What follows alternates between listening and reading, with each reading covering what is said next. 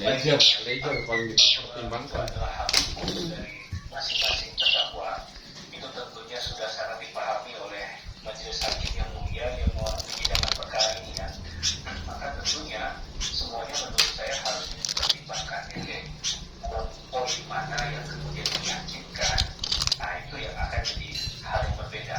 Narasinya begini, bahwa ketika seseorang dihadapkan pada dua orang yang menangis gitu, itu tangisannya mungkin dilihat sama-sama menangis, tapi motifnya menangis, kemudian juga benar atau tidaknya pesan itu tersampaikan juga ke yang melihat dan menyaksikan, itu nanti nilai setiap orang itu berbeda. Nah, kita nggak tahu keyakinan hakim mana yang kemudian bisa tersentuh hatinya melihat apa yang disampaikan.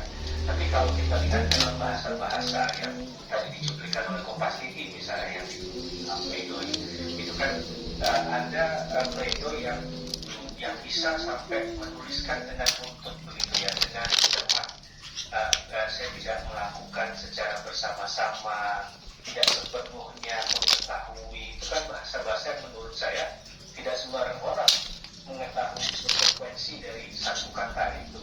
Nah, jadi apakah benar itu tulisannya dia, itu juga kita nggak tahu ya. Tapi apakah boleh kalau dituliskan sama orang lain, termasuk kuasa hukum ya boleh-boleh saja. Tapi kan penilaiannya adalah pesan tadi itu tersampaikan nggak dari hatinya ada. Kemudian message-nya ada kan, delivery message-nya mau kemana? Pasti tentunya ke hakim. Nah, kita tidak tahu apakah hakim kemudian akan menilai sampai sedetail itu. Tapi intinya begini Mas, bahwa kasus ini nggak hanya kita melihat dari perspektif pledoi saja. Pledoi itu satu sekian runtutan dalam rangkaian pengacara ini. Tapi itu bagian dari porsi untuk menyentuh hakim untuk meringankan sah-sah saja.